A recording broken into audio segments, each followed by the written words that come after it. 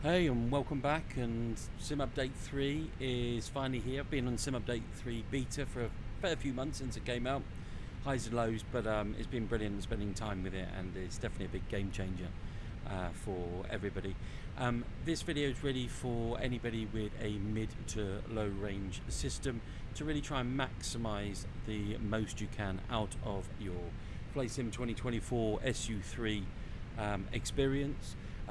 So you can see that I've got the frames in the top right corner, and in the bottom I've got the VRAM. So just to explain, I am on an AMD Ryzen 5700X3D with a 3060 GPU, the 12 gigabyte variant, and 64 gig of RAM and an M2 drive that it's installed on. And these settings definitely have maximized my experience within Microsoft Flight Sim. So without further ado, let's cut the chat and just get into them, shall we? So first of all, if we go to settings and we go up to our graphics settings, you can see that I've got 3440 by 1440. That's the resolution I run at. My anti-aliasing is set to quality.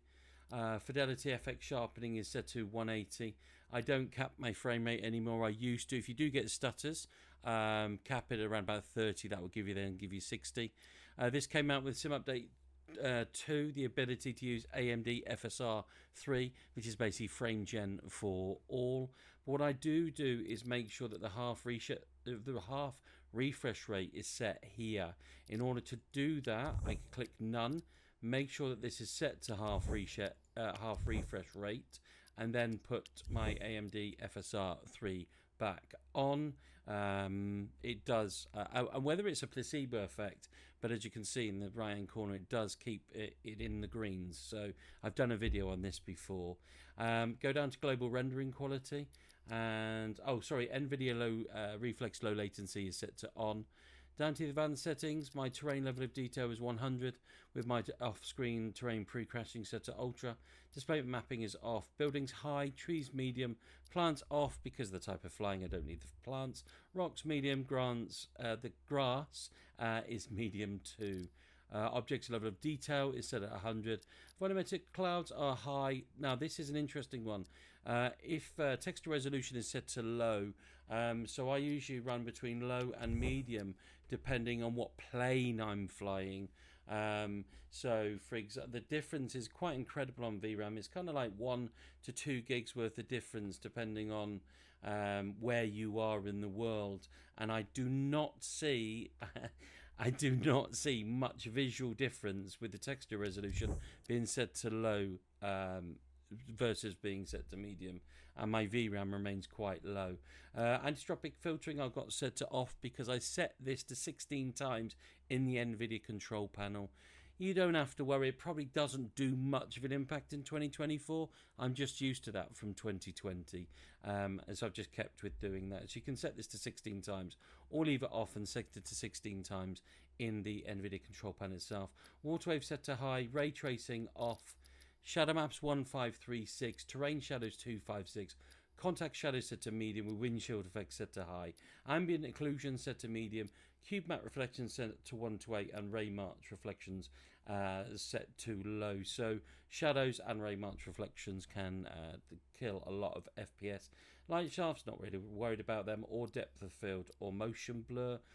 So they're all off, and these are new. And the glass cockpit refresh rate set to medium. New settings are character quality, airport services quality, parked aircraft. All of these settings here are new, apart from the characters quality, because obviously that used to be there. But if you see, we've now got variety. So this is really good, and also now available here on Xbox, which is really good. So whereas before, because I use GSX, I'd want to turn off my ground services. I'd have to either edit my config file, or there was a really cool little mod on the flightsim.to. But now I can turn off all Microsoft's ground services, the character people, all of that kind of stuff, just by setting these two off. Road traffic set to medium, sea traffic ultra, I love the real-time sea traffic, and fauna set to off. A couple of other things that I do is I make sure that in the NVIDIA control panel, my shader cache size is set to 10 gig. I have videos on that. Also, I use DLSS swapper. I have videos on that on my channel. Go across and have a look at that. And really importantly, there's a video called Housekeeping that I have on my channel as well. Go look at that when you're updating from SU2 to SU3, just to make sure that you've got things done quickly and perfectly, so that you get the maximum amount of performance. Doesn't take too long to do it. And finally, I do have rebar switched on in the BIOS as well. So that's where we are. That's what I've got as my optimized settings. I do use VATSIM. I am in the Phoenix. As you can see, I am in Heathrow here. This is the InnyBuilds Heathrow, and this provides me maximum performance.